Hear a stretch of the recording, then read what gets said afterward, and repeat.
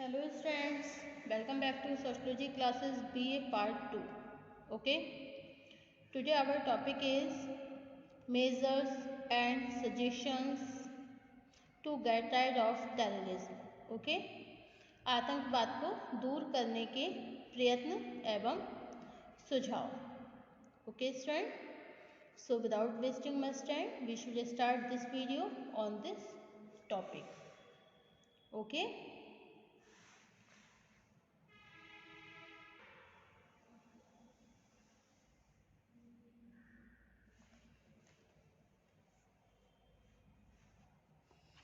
आतंकवाद की समस्या को हल करने के लिए विश्व में समय समय पर अनेक सम्मेलन आयोजित किए जा चुके हैं।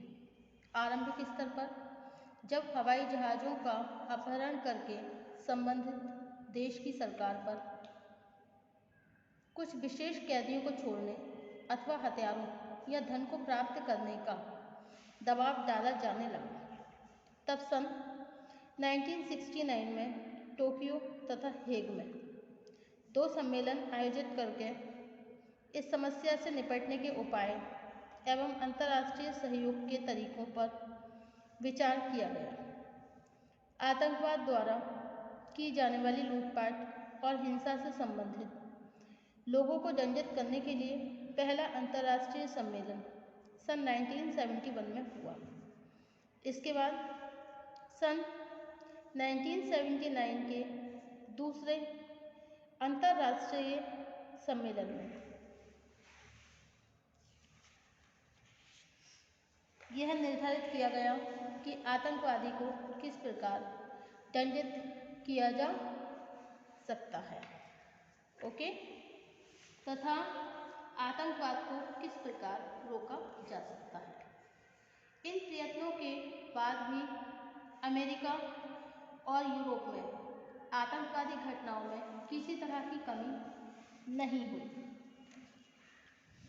भारत सरकार ने आतंकवाद से निपटने के लिए सबसे पहले 1985 में आतंकवादी और विघटनकारी गतिविधि निवारण अधिनियम टेररिस्ट एंड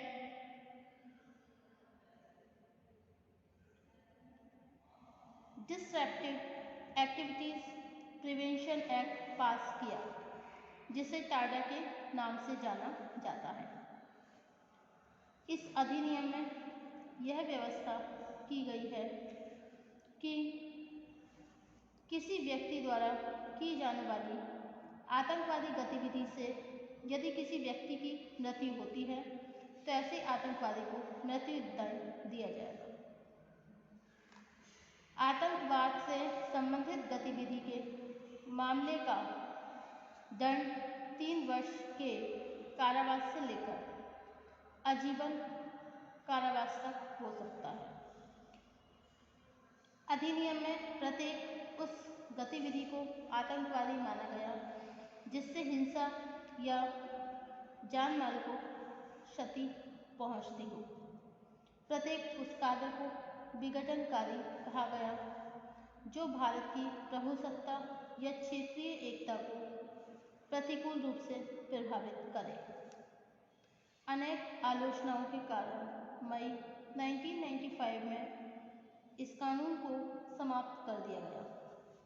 हाल ही में आतंकवाद की घटनाओं में तेजी से वृद्धि होने के कारण आतंकवाद पर प्रभावी ढंग से नियंत्रण लगाना आवश्यक हो गया।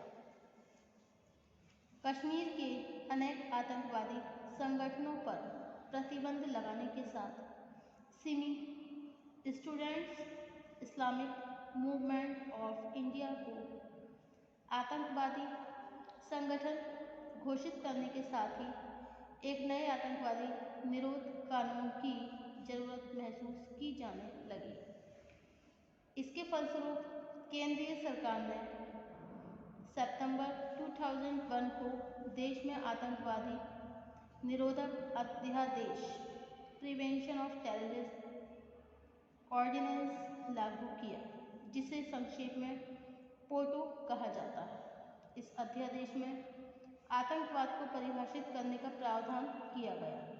अपने अपने राजनीतिक स्वार्थों के कारण अनेक राजनीतिक दलों ने इस अध्यादेश का केवल विरोध ही नहीं किया, बल्कि वोटों को राजनीतिक के आधार पर इसे सरकार का विरोध करने का एक उपकरण बना लिया।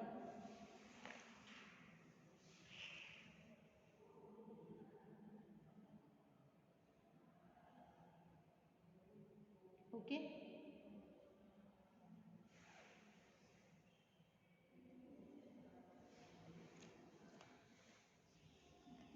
आज आतंकवाद की समस्या को हल करने के लिए निम्नलिखित सुझाव सजेशंस अधिक उपयोगी सिद्ध हो सकते हैं। ओके, नंबर 1 आजीवन कारावास, नंबर 2 शिक्षा संस्थाओं, नंबर 3 संचार के साधन, नंबर 4 पृथक गुप्तचर एजेंसी, नेक्स्ट विशेष अदालतें एंड राष्ट्रीय चरित्र। ओके, नंबर 1 दलगत राजनीति से ऊपर उठकर आज प्रत्येक राजनीति दल को समझना जरूरी है। वोटों की राजनीति की तुलना में पूरे राष्ट्र का हित अधिक महत्वपूर्ण है। केवल तभी आतंकवाद को रोकने के लिए ऐसा कानून बनाया जा सकता है जिसके द्वारा आतंकवादी गतिविधियों में भाग लेने अथवा आतंकवादियों को शरण देने वाले लोगों को दंडित किया जा सके। ओके,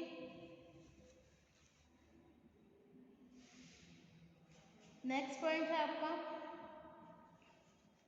साधारणतया आतंकवाद से संबंधित जिन लोगों को पकड़ा जाता है उन्हें मुकदमे की लंबी प्रक्रिया तथा गवाहियों के अभाव के कारण कोई दंड नहीं मिल पाता है। इससे पुलिस और सुरक्षा बलों का मनोबल गिर जाता है।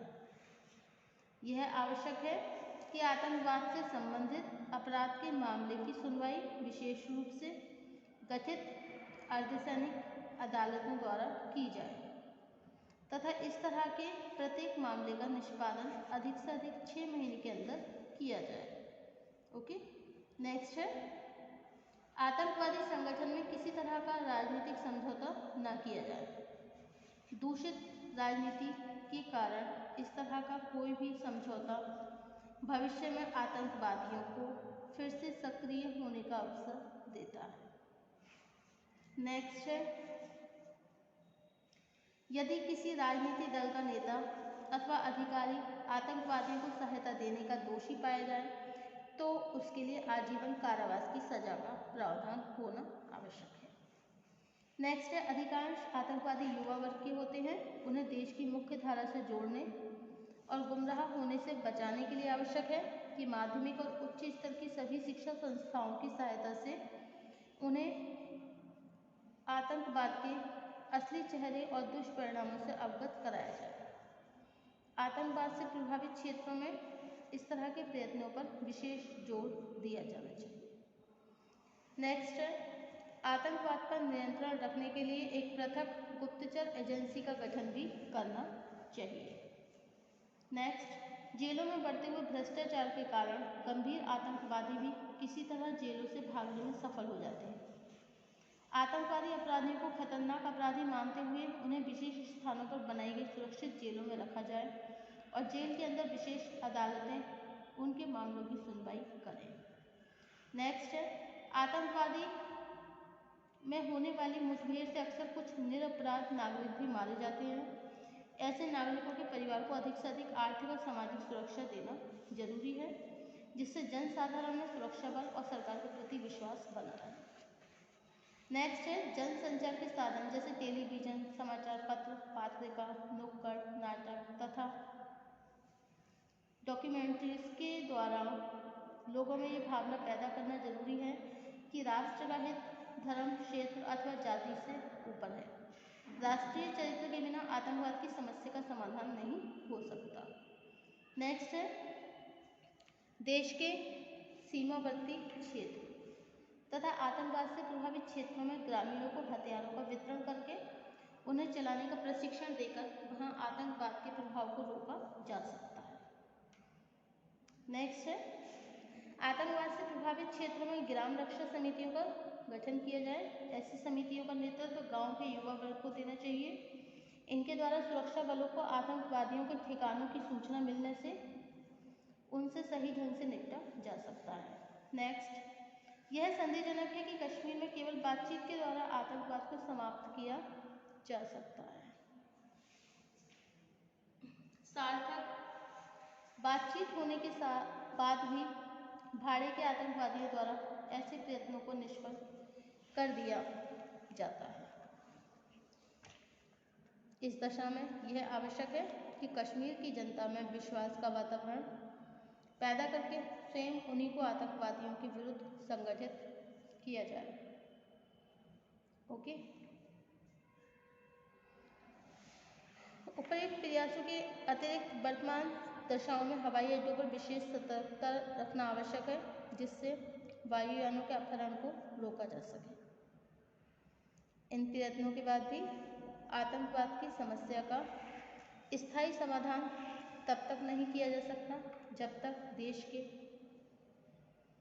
राजनीतिक ढांचे को स्वस्थ बनाने के साथ ही राष्ट्रीय चरित्र के निर्माण के प्रयत्न न किए जाएं। Okay, so this is the all description of the measures and suggestions to get rid of the terrorists. Thank you for watching my YouTube channel. Thank you so much. Next topic होगा हमारा cyber crimes, cyber crime, okay, cyber अपराध। Thank you.